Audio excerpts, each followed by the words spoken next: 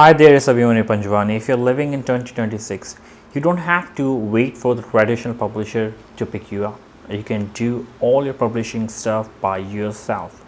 You don't need a traditional publisher. You can do everything by yourself by hiring some professionals and just understand the process in the right order and execute in the right way. Okay. So, let's suppose if you are trying to write a book, you have to make sure that you are making a sort of content, not what you want to write. It's about what people want to listen about, what people are searching for, and that thing is very important. Let's suppose you pick a niche, okay, and you want to write a book on that particular niche. You have to make sure that you write a content that should be engaging and that is also following the trend. In that way, the process will be a lot easier for you. Let's suppose there's a particular niche and there are only few writers, and you read their work and you can say, okay, I can do a better work than them. Then if you go towards that niche, the chances are you will be able to sell your work, rather than going to a niche that's very competitive and not a lot of readers are going towards that way. So that thing will be a bit harder for you. And one thing I want to tell you, like, don't treat this thing like a hobby. Treat this thing as a business. You have to be professional because you're competing with millions of people. So you have to make sure that you are doing your best and your execution is great in order to do any kind of work. So the first phase is the manuscript. So either you have the manuscript written or it's a first draft. So you have to make sure that you complete your manuscript. When writing is one of the primary things, your content should be engaging. You know how to tell a story, how to introduce the character in the stories, and when you're writing the story that a reader can visualize and connect and have emotionally engaged with the story, you have to make sure. And after that, you have to do editing of the book. So there are multiple sort of editing, like line editing, story editing, and the final stuff that we call the, I don't remember the thing that is called. So you have to like do the editing part in that way. You have to make sure that you enhance the readability of the book, and there should be no grammatical errors or any stuff like that. The second phase is we call the packaging part. In that, you have to make an engaging cover.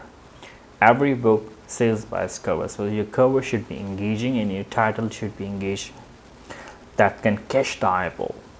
So if you don't have a budget, you can use a Canva, or I prefer you should hire a professional cover designer who can design a cover that should be engaging. So while making any sort of cover, it should be connected with your storyline. It can present your ideas, can present your story. You can do one thing, you can find the top 10 books in that category and you can compare their cover to your cover. It should be should be good enough, okay? And after that, what you have to do, you have to work on the formatting of the book. It should look professional by line, or the paragraph and the gaps between that.